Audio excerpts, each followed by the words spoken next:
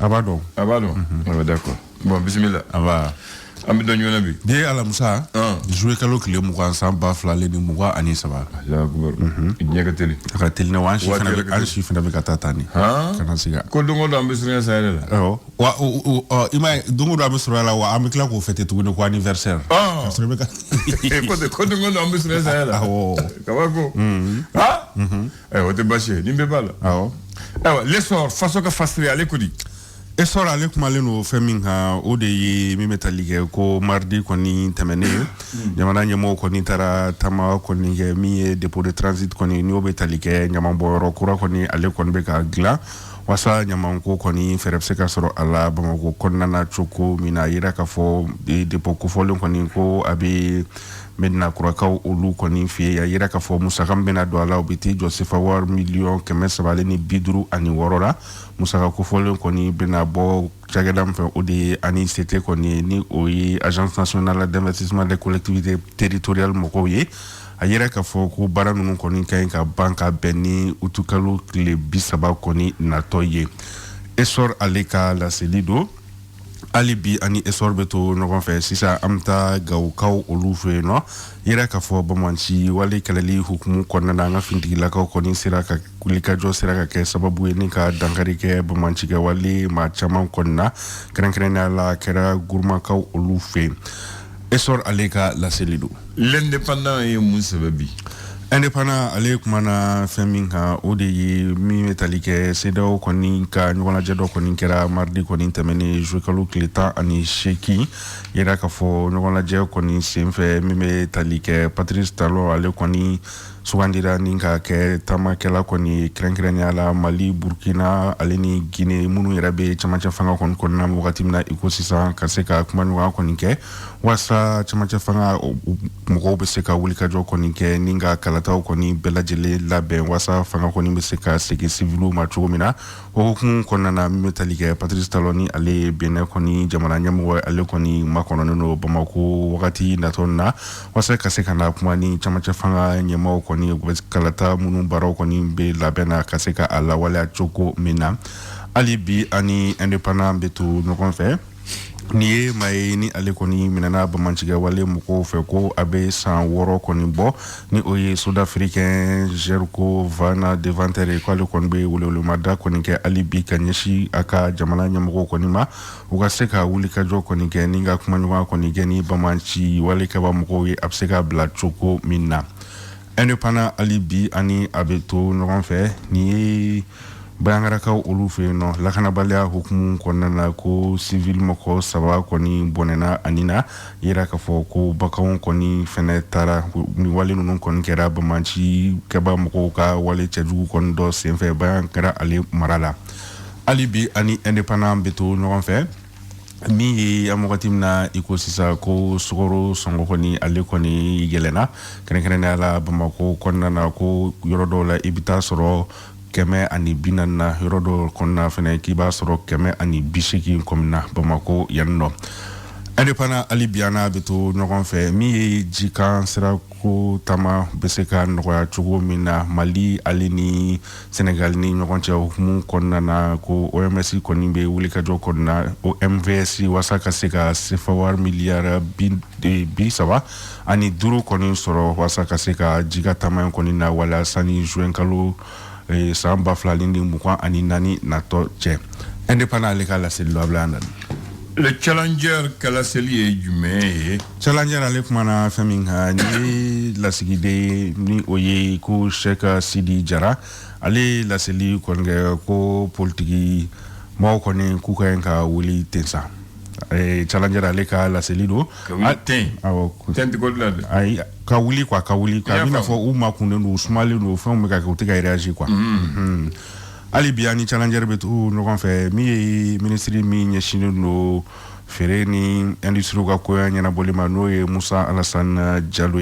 ko ale koni sigili koni benani gelea koni ye hodo ko ko nana ni kuna fodila koni borla sigi koni ke ni jouer kalo kleta ani nani koni temene borla sigi koni senfe ayira ka foko mako kon be sugoro 100,000 tonnes ko kon mako be odela wasa sugoro ko gelami koni be ferepse ga soro ala choko mina Challenger ale ka laseli do ali biana be to ɲɔgɔn fɛ an bɛ taa segu ka olu fɛ yen nɔ kɛrɛnkɛrɛnnenya la segu pelengana dɔgɔkun tɛmɛnen kɔni ko o kɔni kɛra dɔgɔkun kɔni pelenganakaw fɛ yen min ni a kɛra gɛlɛya kɔni ye ka kɛɲɛ ni a ye ko maa dɔw kɔni taara bɔnɛ u ni na fo u kɔni ka so kɔnɔna na ko dɔw yɛrɛ fɛnɛ kɔni jokina u ka so kɔnɔna na walima u ka foro kɔni kɔnɔna na Challenger ale ka laseli do.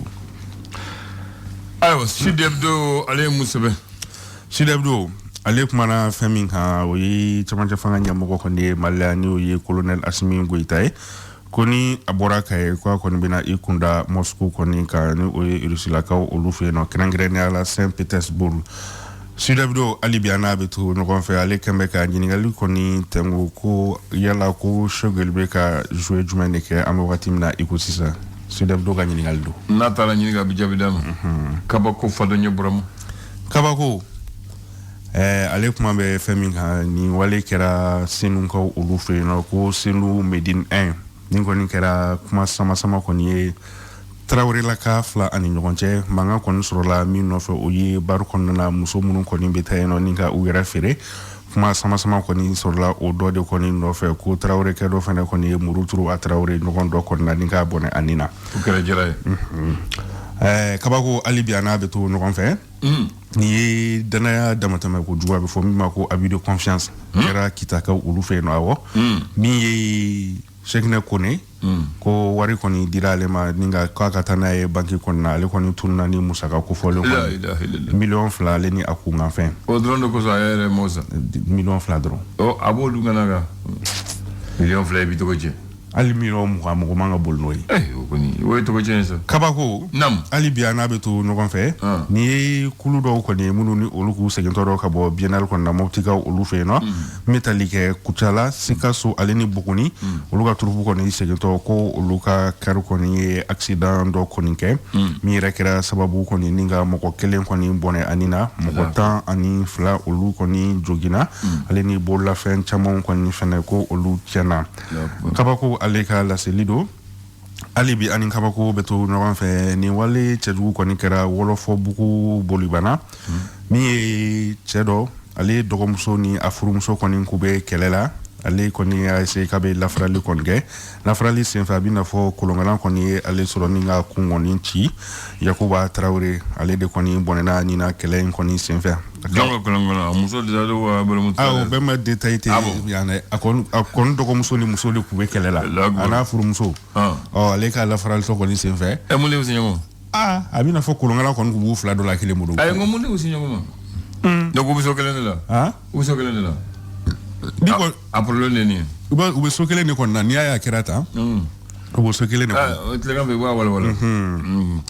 Kabako ali bi n'a bɛ to ɲɔgɔn fɛ min ye nin ye bagan suɲɛna dɔw ye Diboli ni ale bɛ Kayi mara kɔni na ko Diboli ale commissaire ni o ye finitigilakaw kɔni ka wulikajɔ kɔni sera ka kɛ sababu kɔni ni ka tɛgɛ kɔni kɛ maa 3 kɔni na ko tɛgɛ bɛ k'u la wagati min na a yira k'a fɔ saga 40 kɔni kun bɛ u bolo ale ni ba 4. Kabako ka laseli do. Tubarikala. An b'a datugu o la. Awɔ. Cɛ ɲare ko Madayila a ka fisa ni tigɛli la. Madayila a ka fisa ni tigɛli la. Awɔ. Bamanankan don. Parce que n'i tigɛra mɔgɔ la hali tɛ i kɔni bɛ se ka adamadenya k'a fɛ ten dɔrɔn. Mais Madayila i bɛ se k'i ka fɛn dɔw kɔni sara o la mais i ta ka ko sɛbɛlama kɔni tɛ. Bamanan ko ten ko Madayila a ka fisa ni sigiɲɔgɔnya la ni tigɛli la. An ka Mali la bi ɲɔgɔn na k'a sɔrɔ Modibo de bɛ fanga la ka fanga ta k'a sɔrɔ a bɛ san 2 dɔrɔn de la.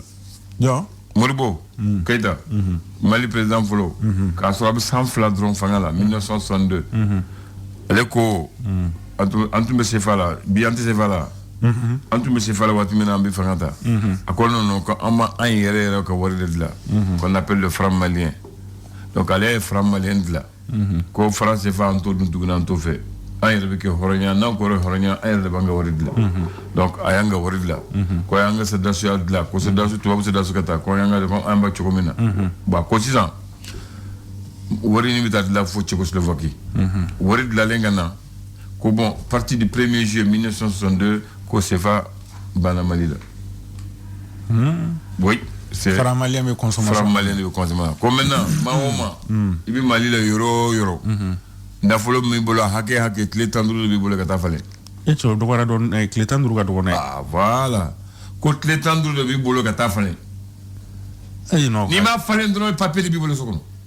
Mais wa kala ma ko o wargele ma inkara sababu ka faru do la parce que ma se ka fali. Bon o yeri mani commerçant de ko jaw ko la ko tseke quoi ay maçon. Donc lui le bora.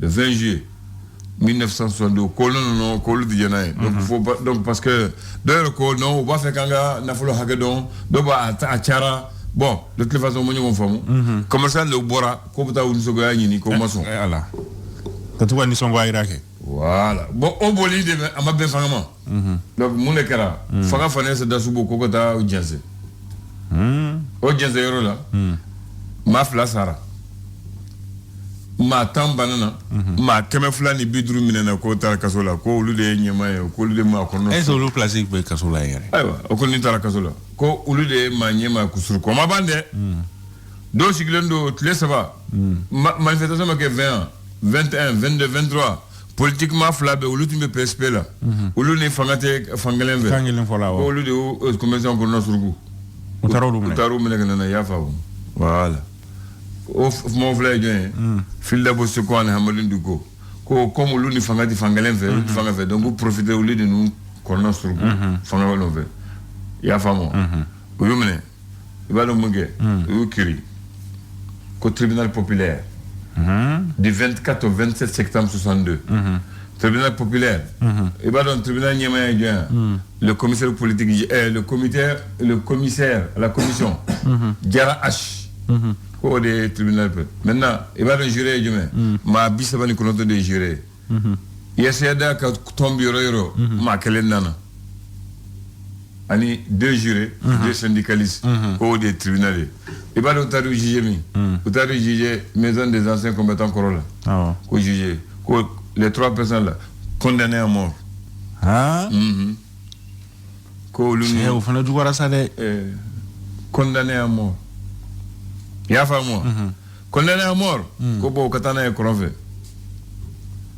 utana e koronfe mune kera ko ulu tato ko bamanchi de binuka donc ça y kerola utununa aywa yere afo mo ituna parce que kata obi odophobie ça chokomene mo amado afora ku sara de ya ku sara ko fatura ko les rebelles touaregs ont fait une embuscade dans l'armée dans le Congo où ils sont donc ils sont morts au cours de cette embuscade mais maintenant Soumaye Soudonami Omaye Kormaye faut bien bekuma ah mais munu meku escorter garder munu bu no fa lu yera afoni taru nyini kan tolo ko ni bu fanga mu fo mbodo foye ko kuma ni mo ye sika dola ko tsegeke donc non donc oui ufa ambo kuma la katale nyefe mo bo bine do ere bora ko no ko ma fa de ko lu de ufa ko ulie ulfo ka dinga sege ku fa do ere ko kele ere ko kelen bula ya ka bol nega duma ko na tarakata di amusoma Allah donc maintenant commerçant ni utara mina ala ka sola ibado muna ko amason ka ka wori be de falen wori ba ka glanju koro ibado muge mo mo yetara no ve ulu yetara no wori ka to fali ka ko bo ka foni bi ka so amene kunfle o ya ko nimbi ka so ko nimbe nga so ako enale che ye wori ni so nga so ko ni wori ni ya so nga so chef là ako est-ce que en allait ni wori dalendo neta da borne ka so ako borne ka so ako policeman tuguni marama ka sun ko do ko eni ala krache ke wori ni neta da borne ka so ako borne bo akanya ko ngata aboto asera dala aya ko sigi ako asomo goma kambela hara bodunde kera o e marama ka sun ko kuma aboto akaso aya ko ako musena dema ay wa kambela hara akwera talenti faut bien ko mama yefolo che anga to bitan anga bita bla anga bla bon nimbe karmani la afamiara kambe merci le flash d'information avec la rédaction de Clédou Info.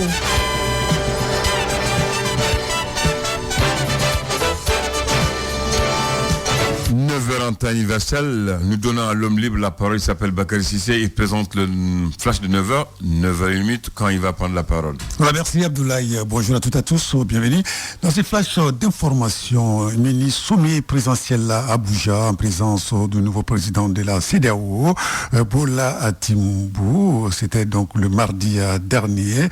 À l'issue donc de cette réunion, le président Patrice Talon du Bénin a été mandaté par l'organisation sous-régionale pour renouer les contacts avec les autorités des 3 pays en transition, à savoir la Guinée-Conakry, le Mali et le Burkina Faso, afin d'accélérer le processus de retour à l'ordre constitutionnel.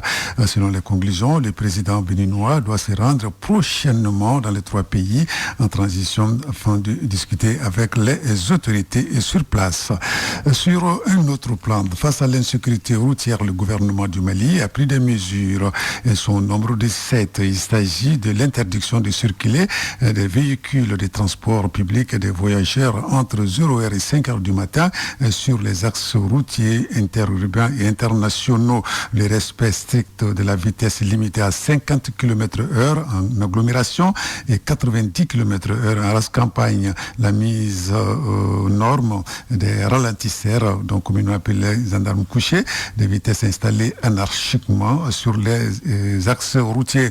Le gouvernement exige désormais également la soumission des chauffeurs professionnels à la visite médicale périodique, l'application stricte de la réglementation relative au contrôle technique des véhicules, l'application des sanctions administratives et des peines prévues par les textes en vigueur, l'intensification des activités de formation et de sensibilisation à l'endroit des chauffeurs et des gérants des compagnies de transport public et des voyageurs. Il fallait ajouter également donc la réparation des routes aussi, voilà, pour être complet. Voilà, nous allons terminer par du sport pour dire que la Coupe du Monde de basketball se poursuit. Donc de l'autre côté, le Mali hier s'est qualifié pour les quarts de finale en battant l'Australie 74-67. Voilà, donc c'était en 8e de finale de la Coupe du Monde des moins de 19 ans qui se joue actuellement en Espagne. Le Mali va jouer son premier quart de finale, les premiers quarts de finale. Ce sera contre le Canada demain vendredi à partir de 18h30 en temps universel. Et puis ne quitte pas Clédou, le débat politique de ce jeudi portera sur les thèmes situation sociopolitique au Mali et décodage. Mahamadou Khan, l'animateur de l'émission, aura comme invité Fabou Diara, chargé de communication au niveau de l'ADEMA-PACJ, Assetou Sangaré, présidente du parti PRD, et Ousmane Mamadou Traoré, OMT, porte-parole du M5-RP. Le débat politique, c'est de 21h à 23h sur Radio Clédou 101.10 à Bamako et sur les réseaux synchronisés. Voilà donc les rendez-vous est pris, Abdoulaye, et nous allons donner rendez-vous également à nos auditeurs dans moins d'une heure pour d'autres infos sur notre antenne Radio Clédou. Merci de l'avoir présenté. Excellente journée à toi. Et tout à l'heure, on donne la place à Mariam Sangaré Tomdola, la technique à Madame Sanogo Fatou Fall. Une promo exceptionnelle à ne pas rater sur la fibre optique à domicile de Move Africa Malitel. Jusqu'au 31 juillet 2023, Move Africa Malitel vous offre gratuitement le routeur et les frais de mise en service de la fibre à domicile. Pour naviguer sereinement, regarder les meilleures vidéos en streaming et passer des moments inoubliables avec toute la famille grâce à une connexion ultra rapide et un débit stable allant jusqu'à 400 mégabits par seconde. Et ce n'est pas tout. Profitez également des appels gratuits et illimités vers tous les fixes nationaux et des minutes de communication offertes à un numéro mobile. Le tout à partir de 15 000 francs CFA par mois seulement. Rendez-vous vite en agence. Offre disponible dans la limite de la zone de couverture. Move Africa Malitel, un monde nouveau vous appelle.